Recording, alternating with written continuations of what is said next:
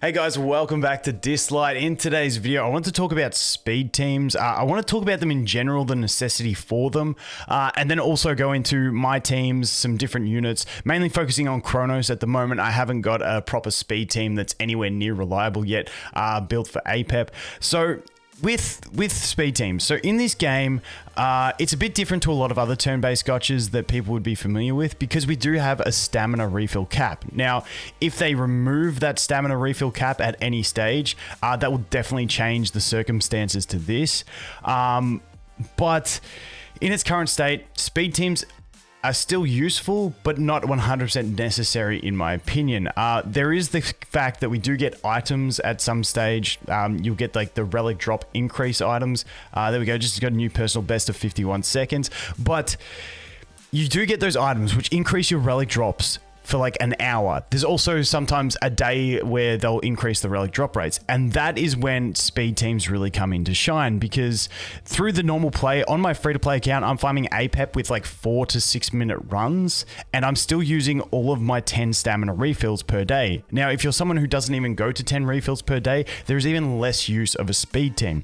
However, like I said, with those items, speed teams become useful because you really want to maximize the amount of relic drops you can get in that period. Now, we move on to which speed teams are necessary. To me, you only really need, and everything I'm saying, keep in mind, I enjoy building speed teams. I find it fun. So if you're like me, it's a game at the end of the day. Do what you have fun. I'm just talking for people that, you know, may not know, like maybe trying to build a speed team straight away and stuff like that. Okay, so I got off on too far of a tangent. I'm just going to pull myself in as we get a fail. But yes, because we have these items, we're going to want to prioritize one speed dungeon. We're going to have to farm all of them eventually. So why not farm the 2 that you do slowly on days where we don't have the buff or when you're not using the item, and then have a speed team for that one dungeon that you can do really fast. Kronos is going to be the easiest, where, you know, whenever there's an event on with increased drop rates, or whenever you have a booster that you want to use, those are the times that you farm that one. All the other time you farm the other dungeons. That's the way I view it. That's the way I'm going to play it. So I'm just prioritizing a Kronos speed team. So I want to go through my team at the moment. Now, a key unit is Sander. If you have Sander, speed teams are going to be a lot stronger for you. You'll have a speed leader, which is really helpful to, you know, speed your team up, cycle through turns. And when you have Sander, because I have him on the soft launch server, basically you want to bring enough damage with that Sander to the point that you can kill the boss, because the boss isn't going to get a turn unless the crystal on the right, the red crystal, gets a turn. So if you can bring enough speed and damage to kill the boss before the right crystal gets a turn, then you're pretty much set from there. You don't have to worry about too much.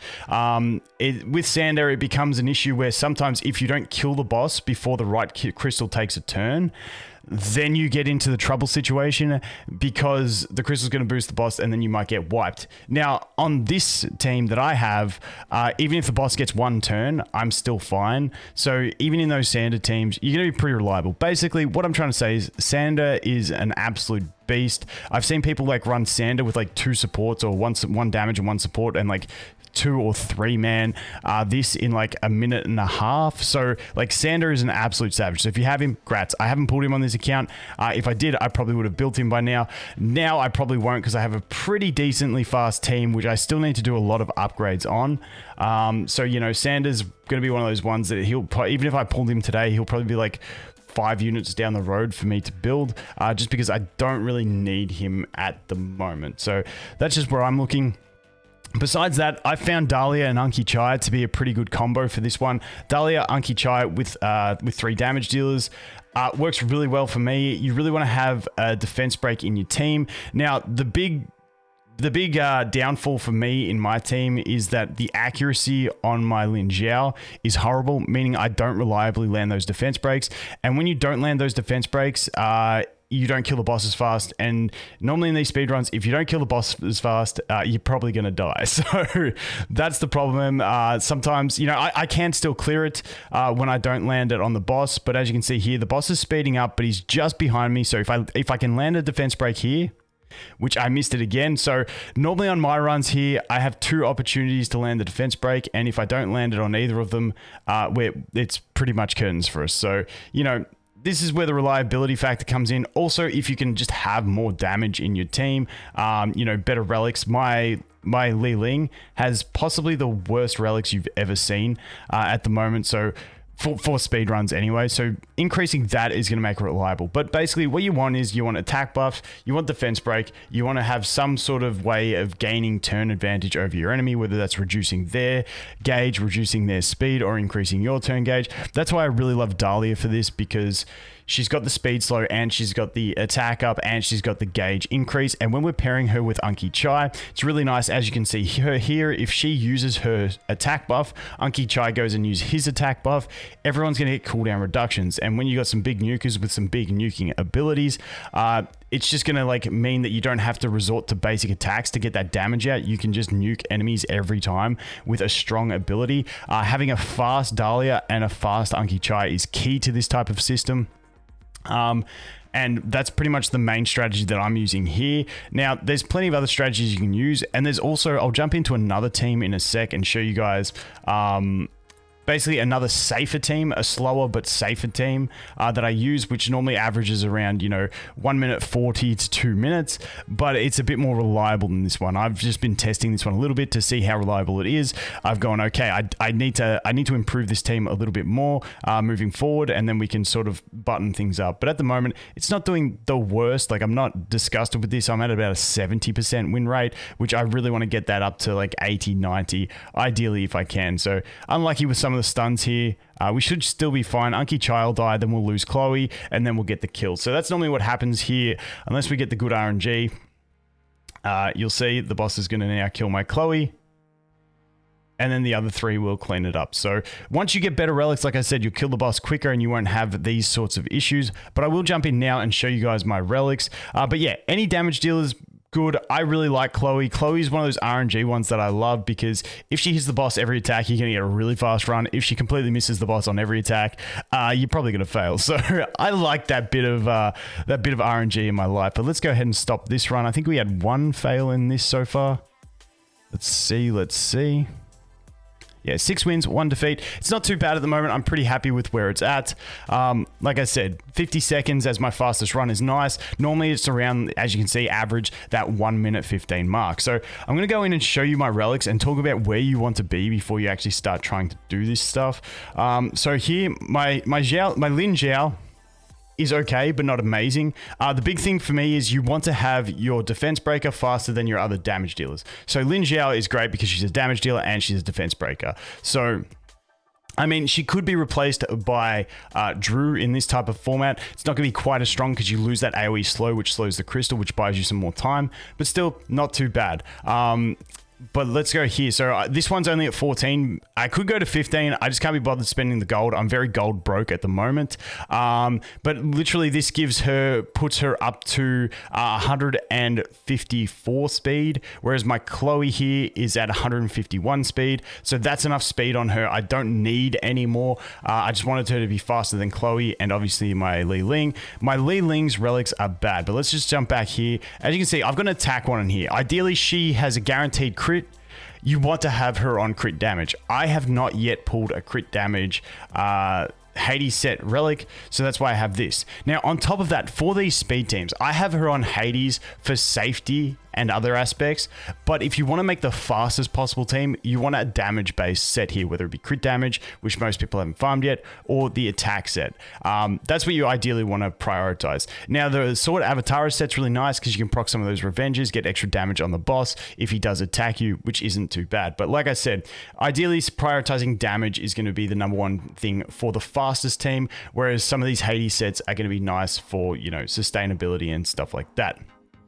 As we move into my Li Ling, now I feel like if I upgrade my Li Ling's relics, that is where I'm really going to find the reliability, because I feel like I'll kill the boss a lot faster. So he's still on that base Hades set that we get through the campaign. I've not changed that. He's got a really good relic here with attack and crit rate, crit damage, which is really nice. This one also has some speed and crit rate, which is obviously going to be nice for him, and I just made it into the set so that he does get a bit of extra defense on it. But the thing that I want to do is I actually do have a decent set of Windwalkers here. So that's the other thing. I've got him on attack. I still want all my units to be relatively fast. I'm going to swap him over to a Windwalker set because it's the best sort of damaging set that I do have. So if I go here to Windwalker and we take a look, I ran out of gold, so I haven't been able to do it. So I've got this one here at +9. It's got crit damage with crit rate and speed as substats. Crit rate's already had an extra roll. So this is actually really nice for a crit damage relic, considering it's the only one that I have. So I'm pretty happy with that. So I will eventually put that on him. Also, if we look at attack ones, this is where the upgrades really come into play. So I'm out of gold again, but this one, it's not the greatest, but it's my only attack percentage one that I have. It does have accuracy and speed, which is 2 stats that he requires. Now this is very much less than optimal, but you know, it's going to give me better damage, so I'm going to upgrade it. It's going to give me that attack that I need, and hopefully I can get rolls into accuracy or speed, or at worst attack flat. If we rolled a bunch of defense, it's going to really suck, but that's the kind of things I'm looking at, just upgrading into raw damage. And like I said, if you want things to be fast, because you really do want to get those turns, but if you want to put an attack on this slot, putting something like a Windwalker set is nice with a few little speed substats to get them to a decent level of speed. Now luckily Li Ling also has a high base speed, so putting him on the Windwalker set means that he gets a better increase from those percentages. It might only be 1 or 2 extra speed compared to other units, but it's still nice to get the bonuses where the bonuses affect more. So that's him. My Chloe over here, she is built for maximum damage, maximum pain. I absolutely love my Chloe. I really want to try and eventually get her on a different set over here.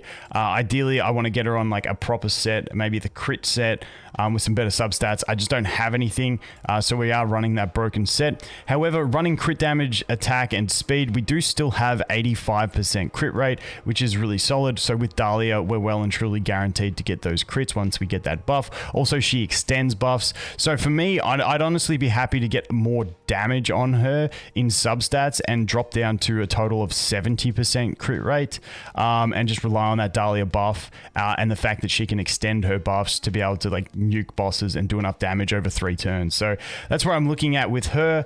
Then when we go to my supports, my Dahlia is the fastest thing that I have. She's at plus 160 speed. I've been grinding hard trying to get these speed substats up. So this is where my gold's been going, upgrading her stuff, just hoping for those speed rolls. So this one's had 3 rolls into speed at 16.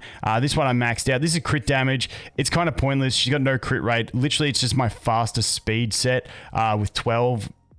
So, you know, don't try and build it for crit damage. I just putting her on literally my fastest relics that I have. This one has 12 speed. This one's got the 45 and the 16 sub. Had 3 rolls into that, which is sick. This one's got another 12 speed and 12 speed here. So a couple more relics that I am going to upgrade to 15 just to see if I can get that speed roll. And then I'm just always going to keep an eye out for relics with, you know, 3 or 4 substats with speed that I can upgrade to try and get her faster. So that's my Dahlia. That's more for PvP as well, PvP and guild battles, but it also synergizes well into how you want to use her in speed teams. Then we go on to Unki Chai. My Unki Chai sucks. I've really got to upgrade my Unki Chai. He's on the Revenge. I like Unki Chai on Revenge because if the boss attacks and then he gets the revenge, it's going to boost him up in his turn gauge, meaning he can get a turn faster. So I do like Unki Chai on the revenge. And then he just wants to be fast, but I'm out of gold, I'm out of relics, I'm out of everything. So that's what he's on. So the 2 things that I think will really upgrade my team is a bit more speed on my Unki Chai. He's at 185. If I could get that to like 120, 130, it would make it more reliable. Might make the team actually slower because he takes more turns, but would make it more reliable, which I'm happy to sacrifice a couple seconds for more reliability. And then also the big one I got to change is Li Ling. Get him off of this Hades set and get him onto, you know, a faster damage-based set because he's still like a crit rate here. So he's not really dealing too much damage. And if I can get more value out of him, it would really help out. So that is my team. Like I said, bringing Dahlia and Unki Chai, I really like.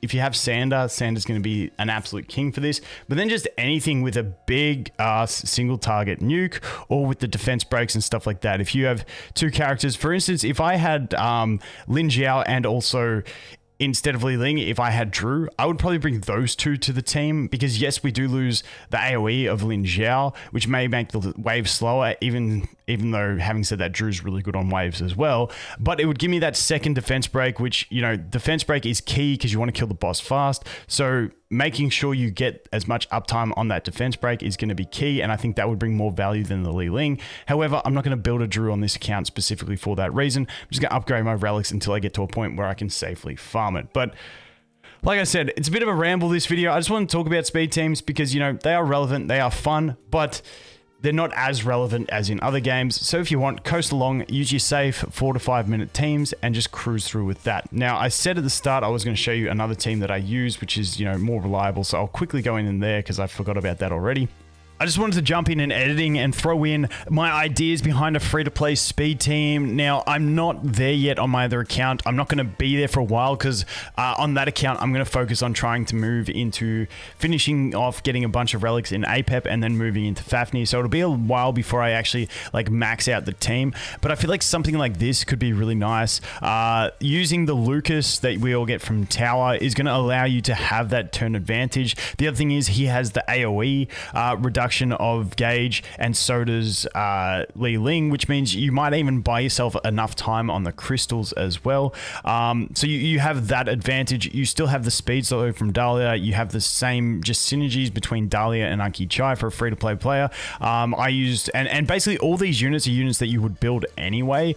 It's just that for this, I would be building Lucas on a damage set, whereas at the moment I'm building mine on a tanky, accuracy, fast set for, you know, tower and cube and all that sort of stuff. But I think this would be a really usable team. It won't be as fast as the team I'm using, but I think this would be a pretty good free-to-play speed team. And then past that, as you get much better relics and you become godly, there's two things that I can see happening. One is going to be, if I can find the man, where is he? So, old mate, I've already forgotten his name. Leon. So I think Leon's going to be a beast for this. Build him on full crit rate and crit damage, and just make him just knock this, and then you see the enemy, and then you nuke the crap out of them. I think that could be an option. Also, depending, and like I said, this is all stuff I'll test. I just wanted to put some theory out there for the free-to-play players. Would be something like this. So, you know, he's the different tech unit between him and Lucas and Anki Chai. I feel like mixing in those type of options, depending on your relics, where you're at, that could be some viable, you know, teams to take in. But once again, not 100%. I'm not there yet. As soon as I am there, I will let you guys know. But yeah, free to play. So another team that I use, which is more reliable, is when I revert back, I drop Li Ling and I drop Anki Chai, and I just literally go like this. Where are we at? Where are we at? Put you in, and I put, where is it? You win. So this is like the standard team where it's really safe. This is like around 2-minute runs, I think. Let's just do one run and have a look. And this is just like complete safe value. Now, I could probably put my Chloe as the leader to get the accuracy in this one, but this is the kind of thing, you know, it's super reliable. It's not too stressed. This is like the exact same concept of like the first free-to-play team I built, where you had Li Ling and also Drew as your damage dealers. It's that same concept, except I've just got some better damage dealers. And this one, like I said, it's slow. It's around that 2-minute mark, but it's completely reliable and no stress. So if I ever go and farm Kronos on a regular day, this is what I'd be using. However, I don't really farm Kronos. Like I said, I've been doing some testing here on my speed teams, but in general, I will avoid Kronos for the rest of time unless I'm popping a booster for extra drop rates, or unless there's an event on that is giving us extra drop rates. Like that's the only times I'm really going to come to Kronos. I'd rather farm APEP in the slow times because my APEP team's around like 2.5 minutes. So I'd rather just sit there, cruise through, farm APEP, and then come back here when the time is right to let my speed team shine. So like I said, we'll wait this one out. We'll see how fast it is, how slow it is. And go from there. So I got the stun, but as you can see, like this team's tanky. You got the attack break, you got the defense buff, you got the immunity, you've got the extra bit of heals, which is going to be clutch here. Actually, no, we're going to get hit, but it doesn't matter because we didn't take enough damage to make it relevant. So like I said, this is still just a really safe team. And even if your first team was like this sort of thing, but you had, I don't know, maybe some people probably had Changpu instead of Helena, and then you have Bleeding and Drew, like just as you upgrade your relics, this type of thing is going to become faster. But if you do pull those better units, obviously it's going to get faster because you can sort of chunk 50% of that boss's health with a Chloe, kind of like that. So it becomes nuts. But you know, that's the general idea of speed teams. Let's see how fast this was. I'm going to say like 1 minute 50. 1 minute 50, maybe? Maybe? Probably slower. Let's see. 1 minute 38. So not too bad. Like I said, this one's incredibly reliable at 1 minute 38. Not too bad to sit there farming at that. But anyway, guys, that is going to be it for this one. Thanks for watching. Hope you have an awesome day, and I look forward to seeing the next one. Cheers.